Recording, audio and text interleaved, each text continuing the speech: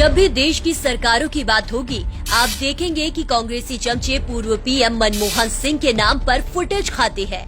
इनकी जुबान नहीं थकती ये बताते बताते कि मनमोहन कितना सच्चा, ईमानदार और महान अर्थशास्त्री था।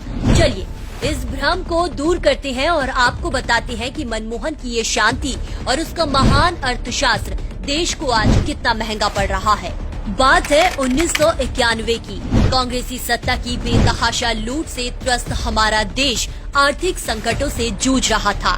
तब इसी अर्थशास्त्री मनमोहन ने वित्त मंत्री रहते हुए 40 करोड़ डॉलर के एवज में 47,000 किलो अर्थात 47 टन देश का सोना गिरवी रख दिया। उसके बाद जो बजट इसने पेश किया उसमें इस महान अर्थशास्त्री ने राजीव गांधी फाउंडेशन को 100 करोड़ रुपए देने का ऐलान किया। यही नहीं, जरूरत पड़ने पर और 250 करोड़ देने का भी ऐलान किया था।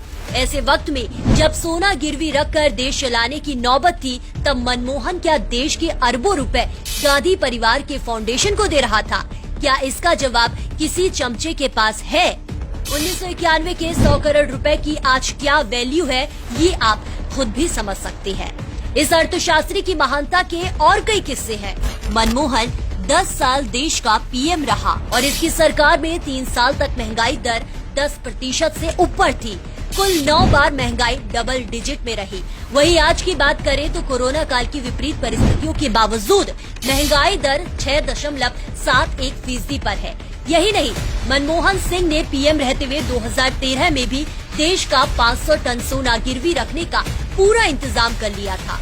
मनमोहन के नाक के नीचे तमाम घोटाले हुए, लेकिन पीएम होने के बावजूद इसने आंखें बंद रखी। पावर में होने के बावजूद गलत होने देना, घोटालों को अनदेखा करना कौन सी ईमानदारी है? इसका महिमा मंडन करने वाले आपको ये बात कभी नहीं बताएंगे। जब कांग्रेस की सत्ता समाप्त हुई और मनमोहन ने देश का पीएम पद छोड़ा, तब इस महान अर्थशास्त्री ने देश को विरासत में दिया। एक बदहाल अर्थव्यवस्था, बेतहाशा महंगाई का दौर और विदेशी कर्ज के साथ हजारों करोड़ के ऑयल बॉन्ड की देनदारी।